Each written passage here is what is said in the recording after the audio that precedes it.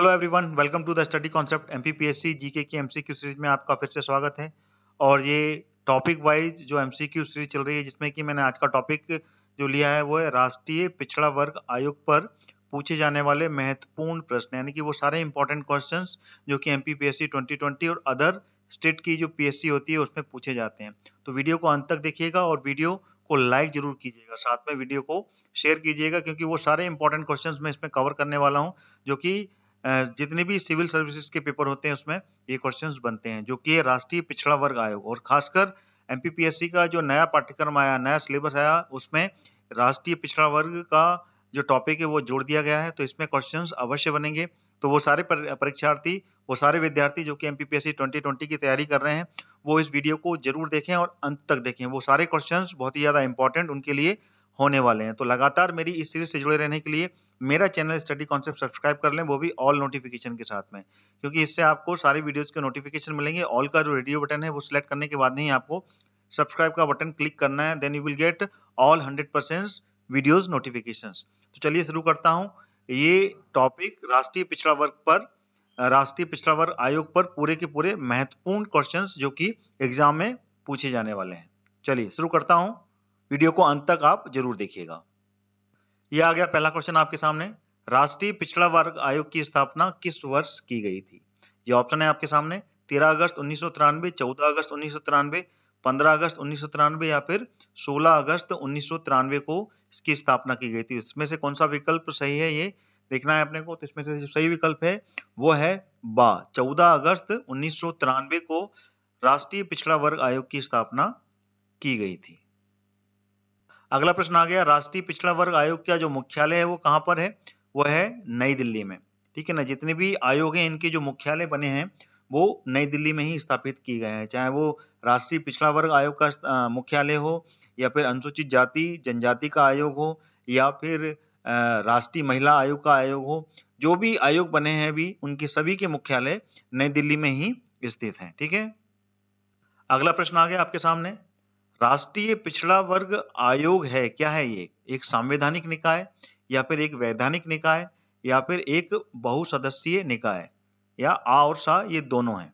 तो इसमें से कौन सा विकल्प सही है? तो इसका दा विकल्प बिल्कुल सही है, यानी कि ऊपर दिए हुए आ विकल्प और सा विकल्प दोनों ही सही है, यानी कि एक संवैधानिक निकाय है और एक बहुसदस्यीय निकाय है। ठीक है, ये दोनों ही जो विकल्प हैं बिल्कुल सही है राष्ट्रीय पिछड़ा वर्ग आयोग के लिए। जो संविधान का 102वां संशोधन हुआ था 2018 में, उसके तहत, ठीक है ना, पहले ये सिर्फ एक वैधानिक निकाय था। ठीक है ना, पहले ये एक, उससे पहले 2018 से पहले एक वैधानिक निकाय था। ठीक है ना, 2017 तक ये एक वैधानिक निकाय था, लेकिन 2018 में, ठीक है ना, संविधान का 101 एंड नॉट 2 जो संविधान व संशोधन हुआ, संविधान में इसको संशोधन किया गया। उस संविधान के संशोधन के बाद में ये एक संवैधानिक निकाय बन गया। ठीक है ना, और ये इसको आर्टिकल के 338वां जो आर्टिकल है उसमें इसको जोड़ा गया, संवैधानिक निकाय बनाकर इसको आर्टिकल 338 में बा, जो बा कॉलम है उसको बनाकर इसमें इसके पूरे प्रावधान को जोड़ा गया। देन उसके बाद में ये एक संवैधानिक निकाय बना, और साथ ही साथ में ये एक बहुसदस्यीय निकाय भी है, यानी कि इसमें 1+1+3 यानी कि एक अध्यक्ष, दूसरा उपाध्यक्ष और 3 सदस्यों का ये पूरी बहुसदस्यीय एक निकाय है, जिसका नाम है राष्ट्रीय पिछड़ा वर्ग आयोग। ठीक है, अगला प्रश्न आ गया, राष्ट्रीय पिछड़ा वर्ग आयोग में अध्यक्ष समेत कितने पद अधिकारी शामिल होते हैं? 7, 5, 3 या फिर इनमें से कोई नहीं? जैसे कि मैं पिछले प्रश्न में भी आपको बता दिया है कि इसमें 5 सदस्यों का ये निकाय होता है, तो इसको बार बार बताने से आपको क्लियर हो गया होगा। ठीक है ना, 1+1+3, ठीक है ना, एक अध्यक्ष, एक उपाध्यक्ष और 3 अन्य सदस्य होते हैं इस निकाय में। अगला प्रश्न आ गया, राष्ट्रीय पिछड़ा वर्ग आयोग संविधान की किस अनुच्छेद में परिभाषित किया गया है? किस अनुच्छेद में इसका प्रावधान किया गया है? तो मैंने आपको पहले ही वो अनुच्छेद के बारे में इससे पिछले प्रश्न में मैंने पूरा क्लेरिफाई किया है। तो वो अनुच्छेद है अनुच्छेद 338 बा के तहत इसमें प्रावधान किया गया है, और 2018 में 102वां संविधान संशोधन हुआ था, उसमें ये प्रावधान अनुच्छेद 338 में इसको जोड़ा गया। ठीक है, अगला प्रश्न आ गया छठवां, राष्ट्रीय पिछड़ा वर्ग आयोग किस मंत्रालय के अधीन है, किस मिनिस्ट्री के अधीन ये आता है, ये अपने को बताना है। होम मिनिस्ट्री, मानव संसाधन विकास मंत्रालय, सामाजिक न्याय सशक्तिकरण मंत्रालय या फिर सांख्यिकी मंत्रालय। तो इसका जो सही विकल्प है वो कौन सा है, तो सा इसका सही विकल्प है, इसको आप याद कर लीजिएगा। सामाजिक न्याय एवं सशक्तिकरण जो मंत्रालय है उसके अधीन आता है राष्ट्रीय पिछड़ा वर्ग आयोग। अगला प्रश्न आ गया, वर्तमान में सामाजिक न्याय एवं सशक्तिकरण मंत्रालय का जो पदभार की जिम्मेदारी है वो किसको सौंपी गई है।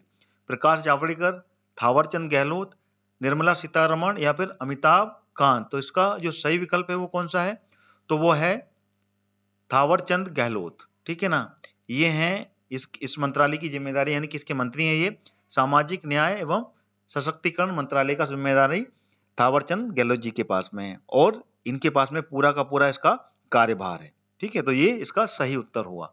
और थावरचंद गहलोत ये मध्य प्रदेश से हैं, ये भी आपको याद रखना, मध्य प्रदेश से ये राज्यसभा के सदस्य हैं। ठीक है, अगला प्रश्न आ गया, किस अधिनियम के तहत राष्ट्रीय पिछड़ा वर्ग आयोग की स्थापना की गई थी। आ राष्ट्रीय पिछड़ा वर्ग अधिनियम 1991, 1992, 1993 या फिर 1994। तो कौन सा विकल्प इसमें से सही है ये अपने को बताना है। तो इसका जो विकल्प है वो सा बिल्कुल सही है, राष्ट्रीय पिछड़ा वर्ग अधिनियम 1993 के तहत राष्ट्रीय पिछड़ा वर्ग आयोग की स्थापना की गई थी। तो सा इसका विकल्प बिल्कुल सही है। अगला प्रश्न आ गया, इंदिरा साहनी बनाम भारत संघ का जो मामला है वो किस वर्ष आया था, 92 में, 93 में, 94 में या फिर 95 में। तो कौन सा विकल्प सही है इसका, तो इसका जो सही विकल्प है वो है 92, 1992 में ये एक मामला आया था। अगला प्रश्न आ गया, किस संविधान संशोधन के अधिनियम के तहत वैधानिक निकाय को संवैधानिक निकाय में परिवर्तित किया गया था। मैं पिछले प्रश्न में भी आपको ये बता दिया है। तो ऑप्शन कौन सा है इन दोनों में, इन चारों में से, तो इन चारों में से है संविधान संशोधन 102, जो मैं आपको पहले बता चुका हूं। संविधान संशोधन अधिनियम 102वां का जो संशोधन हुआ था उसके तहत ये वैधानिक निकाय से संवैधानिक निकाय बनाया गया था, जो कब बनाया गया था, 2017-18 में। ठीक है ना, ये भी आपको याद रखना है, ये संशोधन हुआ था तो ये पहले वैधानिक निकाय था, बाद में ये संवैधानिक निकाय में परिवर्तित किया गया था।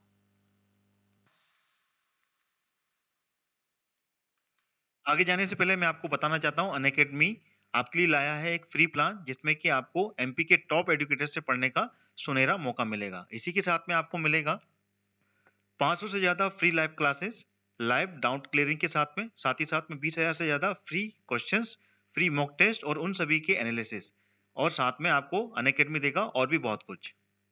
फ्री प्लान एक्सेस करने के लिए आज ही डाउनलोड करें अनअकैडमी का ऐप और यूज करें मेरा रेफरल कोड हरदयाल कुशवाहा, जो कि रेड लेटर में, कैपिटल लेटर में आपके सामने दिख रहा है। आइए अब जान लेते हैं अनअकैडमी के प्लस बैचेस के बारे में, जो कि आपकी हर जरूरत के लिए परफेक्ट है। जी हाँ, अनअकैडमी के साथ में आप अपनी प्रिपरेशंस की जरूरत के हिसाब से घर बैठे ज्वाइन कर सकते हैं और अपनी एमपीपीएससी प्रीलिम्स 2020 की सिलेक्शन पक्की कर सकते हैं। ये सारे बैच बहुत जल्दी शुरू हो रहे हैं और अपनी प्रिपरेशन में आप जहां भी हैं वहां से आपको बहुत मदद करने वाले हैं। तो आइए जान लेते हैं इन सभी कोर्सेज के बारे में। जो भी प्रीलिम्स 2020 क्लियर करना चाहते हैं ध्यान से सुने, आपकी तैयारी के लिए आ गया है ultimate 60 days crash course with MCQ practice, live theory live revision दिन में और subject wise live MCQ practice जो कि रात में होगी।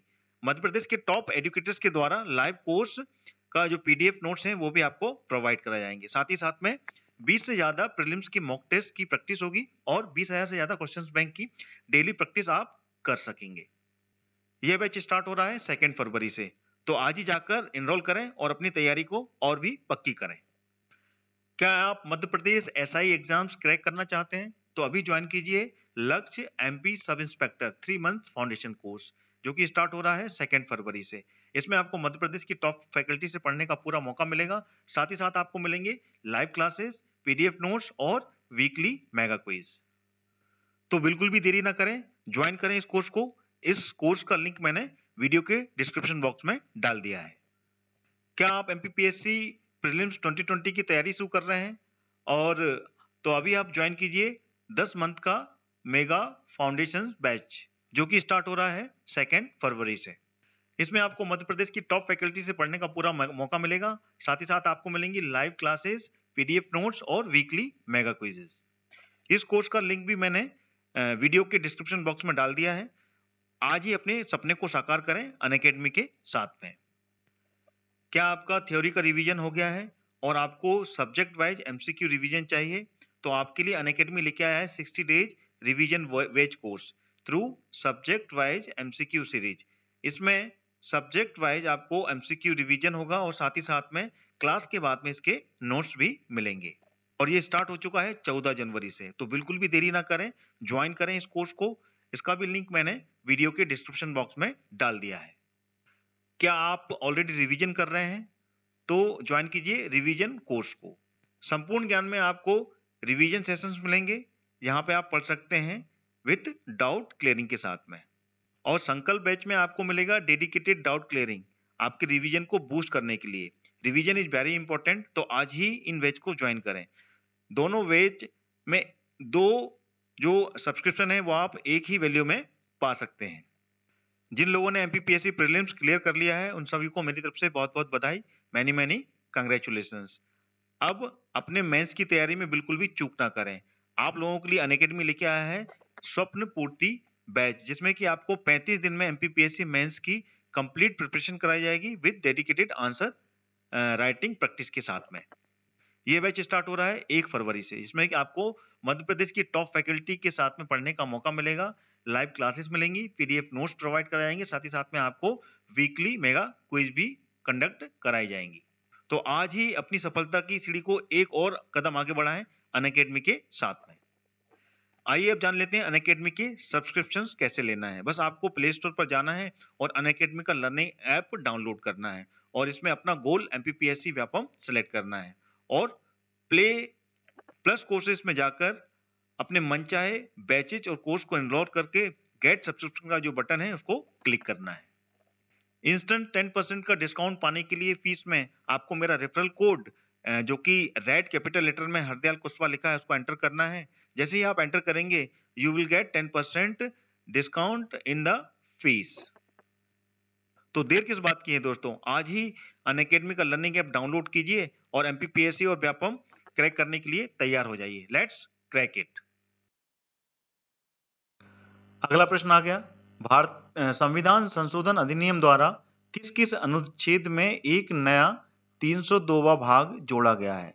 तो विकल्प है आपके सामने, अनुच्छेद 338 आ में, या अनुच्छेद 340 में, अनुच्छेद 342 में, या फिर आ और सा दोनों में। तो इसमें से कौन सा विकल्प है जो कि सही है? तो इसका जो दा विकल्प है ये बिल्कुल सही है, यानी कि ऊपर जो दो विकल्प दिए हुए हैं आ और सा, यानी कि अनुच्छेद 338 आ और अनुच्छेद 342 बा में ये नया जो वो है अधिनियम जो कि 102 संविधान संशोधन अधिनियम 2017-18 के द्वारा अनुच्छेद 338 आ और अनुच्छेद 342 जो है उसमें एक एक नया भाग इसमें जोड़ा गया है। ठीक है, अगला क्वेश्चन आ गया, 102वां संशोधन अधिनियम जो था संविधान का, ये बिल क्रमांक कौन सा था? 121वां, 122वां, 123वां या 124वां? तो ये बिल क्रमांक था 123वां, यानी कि सा विकल्प इसका सही है। इसको भी याद कर लीजिएगा आप, ठीक है ना। जो संशोधन अधिनियम का बिल क्रमांक था, यानी कि एक के बाद में एक जो बिल आते हैं देन उसके बाद में इसको पारित किया जाता है, तो इसका बिल क्रमांक जो था वो 123वां था। ठीक है, अगला प्रश्न आ गया, सन 1950 में पिछड़ा वर्ग आयोग किसकी अध्यक्षता में गठित किया गया था? बीपी मंडल की अध्यक्षता में, काका केलकर की अध्यक्षता में, इंदिरा साहनी की अध्यक्षता में, या फिर इनमें से कोई नहीं? तो इसका जो विकल्प सही है वो है काका केलकर। काका केलकर की अध्यक्षता में सन 1950 में पिछड़ा वर्ग आयोग की जो अध्यक्ष थे उनकी अध्यक्षता में ये गठित किया गया था। अगला प्रश्न आ गया, सन 1970 में पिछड़ा वर्ग आयोग के अध्यक्ष कौन थे? काका केलकर, मेघा पाटकर, बीपी मंडल, या सामाजिक न्याय सशक्तिकरण का जो सचिव होता है वो अध्यक्ष था? तो इसका सही विकल्प है वीपी मंडल। वीपी मंडल थे उस समय अध्यक्ष पिछड़ा वर्ग आयोग के सन 1970 में। अगला प्रश्न आ गया 16वां, आयोग की वार्षिक रिपोर्ट राष्ट्रपति महोदय किसे सौंपते हैं? सामाजिक न्याय विभाग को, या फिर सामाजिक न्याय सशक्तिकरण मंत्रालय को, संसद को, या फिर प्रधानमंत्री को? तो इसमें से कौन सा विकल्प सही है? तो वो है संसद को। ठीक है ना। जो आयोग की रिपोर्ट है वो राष्ट्रपति संसद के समक्ष इसको प्रस्तुत करते हैं, संसद को सौंपते हैं। तो इसलिए इसका विकल्प सा बिल्कुल सही है। This is the correct answer. अगला प्रश्न आ गया, राष्ट्रीय पिछड़ा वर्ग आयोग के जो वर्तमान उपाध्यक्ष हैं वो कौन है? भगवान लाल सहानी, सुधा यादव, लोकेश कुमार प्रजापति, या फिर भल्लूजी आचार्य? तो इसका जो सही विकल्प है वो कौन सा है? तो इसका सही विकल्प है सा, लोकेश कुमार प्रजापति हैं अभी वर्तमान में राष्ट्रीय पिछड़ा वर्ग आयोग के उपाध्यक्ष। ठीक है। अगला प्रश्न आ गया, संविधान की किस अनुच्छेद में पिछड़ी जाति का वर्णन किया गया है? तो मैं पहले भी आपको बता चुका हूं कि किस अनुच्छेद में पिछड़ा वर्ग आयोग का प्रावधान किया गया है। तो इसका सही विकल्प है अनुच्छेद 338 बा। ठीक है ना। आर्टिकल 338 जो बा है, सॉरी, बा में इसका वर्णन किया गया है, और बा इसमें ये आ है, एक्चुअली ये बा है। ठीक है ना। तो इसका विकल्प यहाँ पे बा लिख लीजिएगा। ठीक है ना। इसको मैं क्लियर कर देता हूँ अलग कलर से। ठीक है ना। इसका आंसर इसमें क्योंकि आंसर नहीं दिया है तो ये आ की जगह बा है यहाँ पर। ठीक है। तो ये यहाँ पर इसको अपन बा क्लियर करते हैं। ठीक है। तो ये है बा। ठीक है। तो इसका जो बा ऑप्शन है वो बिल्कुल सही है। अनुच्छेद 338 बा में पिछड़ी जाति का वर्णन किया गया। तो this is the correct answer. ठीक है। अगला प्रश्न आ गया 19वां, इनमें से आयोग के कौन कौन से कार्य हैं? पिछड़े वर्ग के सामाजिक आर्थिक विकास में भाग लेना और सलाह देना, संघ या राज्य के तहत उनके विकास की प्रगति का मूल्यांकन करना, या फिर ऐसी प्रथाओं और रूढ़िवादिताओं का अंत करना जो इनके विकास में बाधक हैं, या फिर सामाजिक और शैक्षणिक रूप से पिछड़े वर्गों को के अधिकार और उनकी शिकायत की जांच करना। तो इन सभी में से कौन सा कूट है जो कि आप इसमें चयन करेंगे? तो कौन कौन से सही हैं इसमें बताइए? 1 2 3, 2 3 4, 1 2 और 4, या फिर ये सभी कूट हैं जो कि सही हैं? तो इनमें से कौन सा विकल्प सही है? तो इसमें से विकल्प 1 2 और 4 ये विकल्प बिल्कुल सही है, और इसका जो ये वाला जो विकल्प है ये गलत विकल्प है। ठीक है ना। सही विकल्प कौन कौन से हैं जिसमें कि मैं स्टार लगा रहा हूं? तो all these are correct options, ये गलत है, यानी कि आयोग के कार्य में ये वाला कार्य नहीं आता है। ठीक है ना। मतलब कि आयोग ऐसी प्रथा और रूढ़िवादिताओं का अंत करना और उनकी जो उनके विकास में बाधक है ये उनके कार्य में, जो राष्ट्रीय पिछड़ा वर्ग आयोग है उसके कार्य में ये शामिल नहीं है। बाकी तीनों कार्य शामिल है। ठीक है। अगला प्रश्न आ गया, राष्ट्रीय पिछड़ा वर्ग आयोग की शक्ति इनमें से कौन सी नहीं है? आयोग द्वारा किसी कार्य या शिकायत की जांच करना, साक्ष्य व दस्तावेज की परीक्षा के लिए सम्मन जारी करती है, किसी भी व्यक्ति को सम्मन जारी कर सकता है, संघ व राज्य से अनुसूचित जाति से संबंधित किसी भी जानकारी के लिए परामर्श करता है, या फिर ये सभी जो भी हैं शक्तियां आयोग के पास में हैं जो ऊपर दी गई हैं। तो इसका विकल्प ई बिल्कुल सही है, यानी कि ऊपर दी गई जितनी भी शक्तियां हैं ये आयोग के पास में होती हैं और ये सारे कार्य आयोग करता है। अगला प्रश्न आ गया 21वां, और इस वीडियो का, इस टॉपिक का ये आखिरी प्रश्न है, और इसमें पूछा है, जब आयोग किसी कार्य या शिकायत की जांच करता है तो उसे किस कोर्ट की शक्तियां प्राप्त होती हैं? दीवानी कोर्ट, सिविल कोर्ट, दोनों तरीके की शक्तियां, अधिनियम 193 से निर्धारित शक्तियां, या फिर फौजदारी की शक्तियां? तो कौन सा इसमें से विकल्प सही है? तो इसका विकल्प बा बिल्कुल सही है। आयोग के पास में किसी भी कार्य और उसकी शिकायत की जांच करने के लिए सिविल कोर्ट की जितनी भी शक्तियां हैं वो सारी शक्तियां इसको प्राप्त होती हैं। तो इसका बा जो ऑप्शन है वो बिल्कुल सही है। तो ये थे टोटल 21 क्वेश्चंस जो मैंने आपके सामने रखे। कमेंट के द्वारा आप मुझे बताएं कि वीडियो कैसा लगा। वीडियो को लाइक करें, वीडियो को शेयर करें ज़्यादा से ज़्यादा, जिससे कि अन्य सभी इस पर्टिकुलर सीरीज को देख पाएं जो कि एमपीपीएससी 2020 की भी तैयारी कर रहे हैं और साथ ही साथ में अदर स्टेट की पीएससी की भी तैयारी कर रहे हैं। वो सारे परीक्षार्थी ज़्यादा से ज़्यादा इस वीडियो को देख पाएं, और लगातार मेरी इस सीरीज से जुड़े रहने के लिए मेरा चैनल स्टडी कॉन्सेप्ट सब्सक्राइब कर लें, वो भी ऑल नोटिफिकेशन के साथ में। ध्यान रहे ऑल का रेडियो बटन सेलेक्ट करने के बाद में ही आपको सब्सक्राइब का बटन क्लिक करना है, जिससे कि आपको सारे वीडियोज के नोटिफिकेशन मिलेंगे और सारे वीडियोज देख पाएंगे। तो इसी के साथ में अपना इस टॉपिक पर ये वीडियो यहीं समाप्त करता हूं। अगला टॉपिक लेकर फिर हाजिर होऊंगा अगले दिन। तब तक के लिए जय हिंद, जय भारत।